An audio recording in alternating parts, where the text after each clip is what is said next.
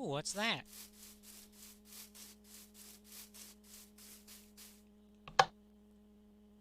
It's not working. Step 1. Get repeater from chest.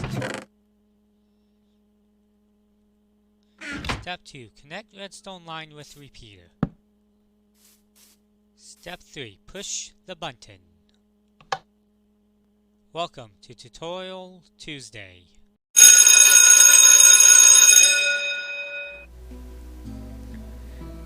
Welcome, Kings, Queens, Knights, and Peasants. It's time once again for Tutorial Tuesdays.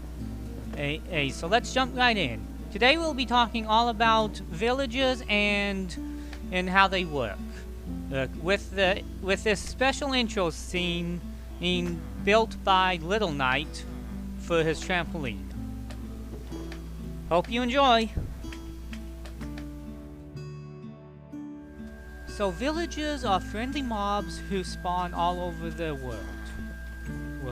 And each village has a different look depending on the biome it spawns in. This is a desert villager, identified by the orange headband, who lives in a desert village, which is this. If a village spawns in a plains biome, the villagers will have the plain skin with these types of housings. Okay, villages that spawn in the snowy biome have actually a very unique design. Most of the houses are made out of variants of spruce wood, but some of them are even made out of packed ice or even snow. So it is a very interesting design, and I really kind of like the variation in this village. The villages have a more bundled up look than the other villages, which makes sense for such a cold biome. Now, the overall village kind of looks like this, which I feel is a very nice design. Villages that spawn in the taiga biome use spruce wood and cobblestone and have the taiga villagers, who are pretty much kind of dressed up in hunter woodsy gear, as you would expect. Now, the village itself looks like this, with trees scattered around inside of it. Villages that generate in the savanna make heavy use of the arcana logs and have the savanna skin for their villages, which is actually a pretty nice look. I've heard some people say this is their favorite. Now, there's two more types of villagers, but unfortunately their village does not naturally spawn in the world. You can find swamp villagers by either killing a zombie villager who generated in the swamp, or if you happen to have a village that's right on the edge of a swamp border, they will sometimes spawn that way. And finally, the last variant of villager would be the jungle villager. Again, there are no jungle villages that spawn naturally, so the only way to find them is through a zombie villager spawned in the jungle, or if a village happens to spawn on the very edge of a jungle. Now, villagers also have several variations.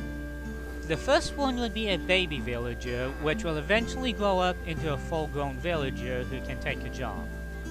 There's also the nitwit villager, who wears a green shirt, and he cannot take a job and has a different schedule than the other villagers. He is pretty much worthless.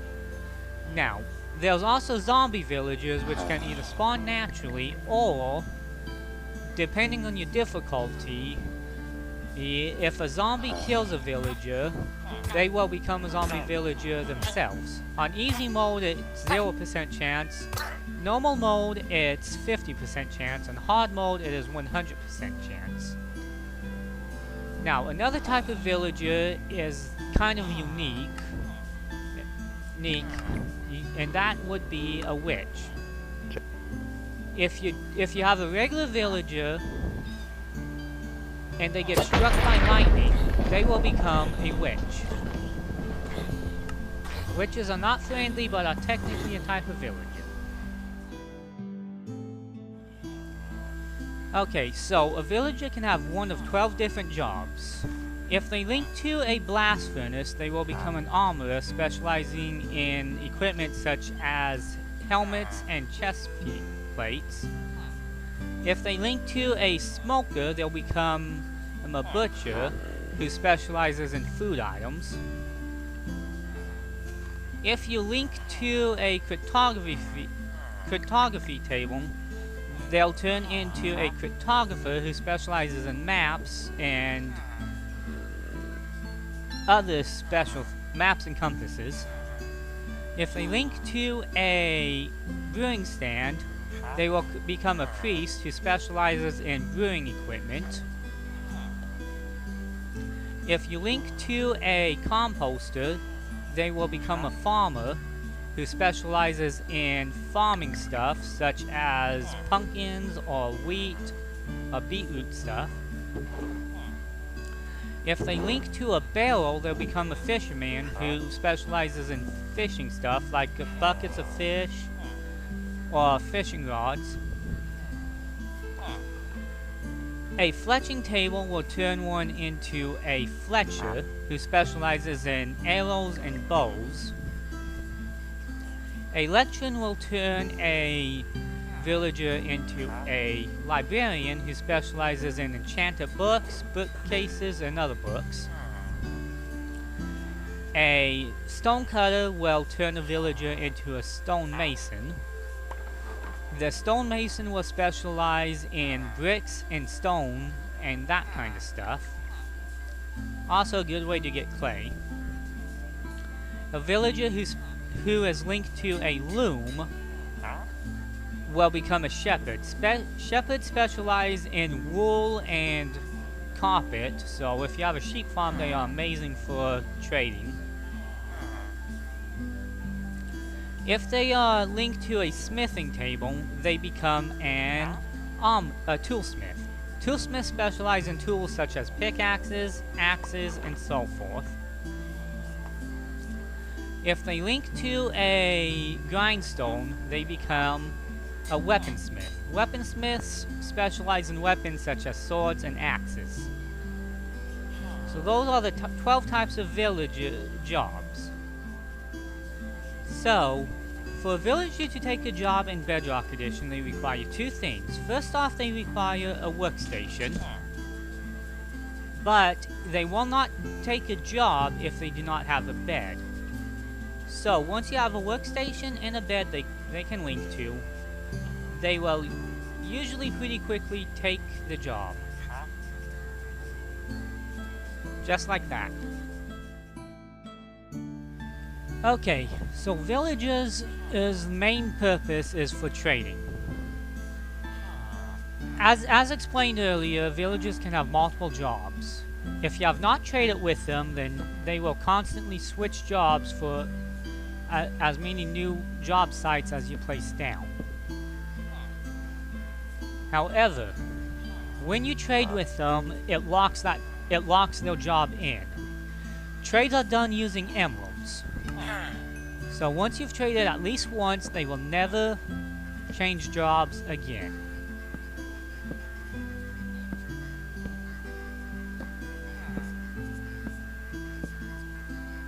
Now each villager has a certain level. There's 5 levels total. You have your level 1 novice, and he does not have a badge, or a very boring stone badge. Then you have your level 2 apprentice, who has a bronze badge. Then you have your level 3 journeyman, who's got a gold badge. Your level 4 expert, who needs to turn around, who has an emerald badge. And then you also have your level 5 master, who has a diamond badge. Now, all jobs have the same badges and same 5 levels. Okay, now, to level a villager up to the next level, you need to give them experience through trades. This bar here is the amount of experience they have. When that bar becomes completely full, they will level up to the next class. And you can keep doing this up until they reach the max level. Now, they will also only sell you so many of one item before it gets locked out. The only way to unlock that item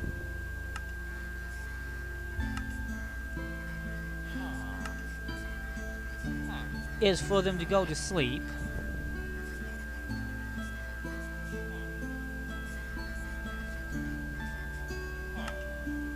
and then wake up and work.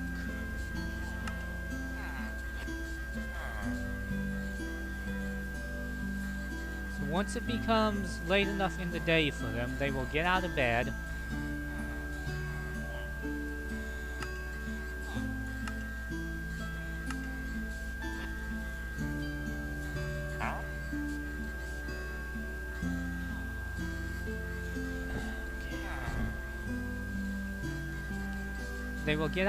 and go to their job site. Once they've used their job site, they will open the trade again. Now for each day you buy out the max number of trades, the cost is going to go up. To get the cost back down, you just need to stop trading with them for a little bit. This is a supply and demand mechanic. Okay, now let's discuss how to kill a zombie and the discount you get. So most of the time the villagers have set price on their products, which is like 7 emeralds for one map.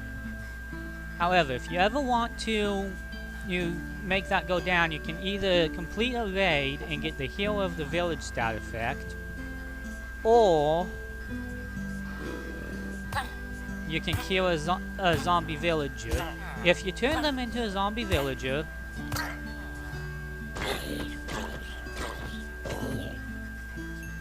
then you can kill them by hitting them with a splash potion of weakness, or an arrow of weakness works too, and then give them a golden apple. They will start vibrating. Now, you can actually speed this process up by putting them in an iron cage with a bed. But in about 5 minutes, he will turn back to a regular villager. However, be very careful when he's shaking like that, because currently he has strength 2, speed 1, and will basically annihilate you if he can get to you. So best to just stay away from him. And also make sure you protect him from sunlight, because even while curing, he can burn and die.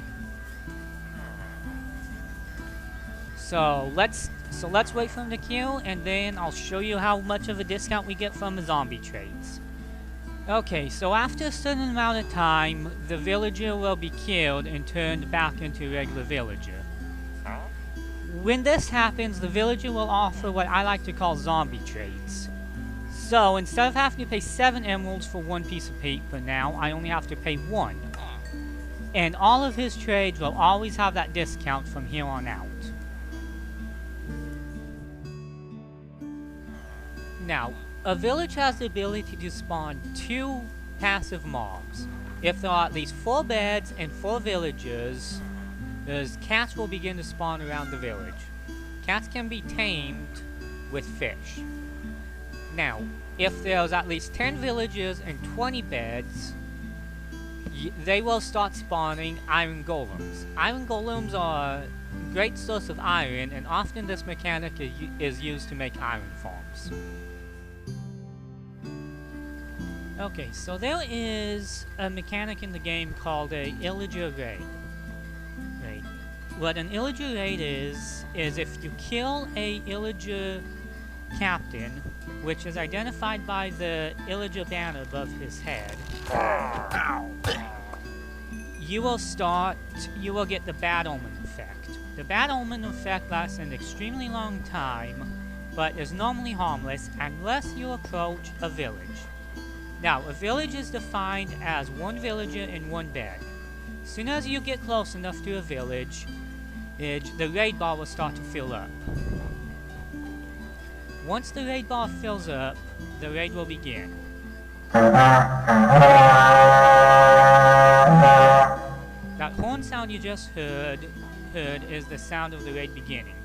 At the beginning of the raid, a handful of villagers will spawn. Vapor was shot by villager.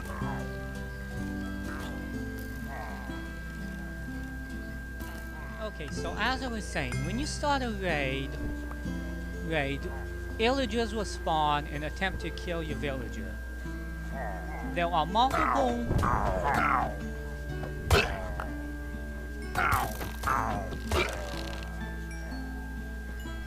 Now, each raid consists of multiple waves. So, at the top, the raid bar will tell you how many mobs are remaining. And once you kill all of those mobs, the next round will start. As you can see, the raid bar is starting to fill up again. Once it's full again, the second wave will start. Once again, more villagers will spawn nearby and attempt to kill your villager. Now, the raid will either end after 1 hour game time, if you kill all the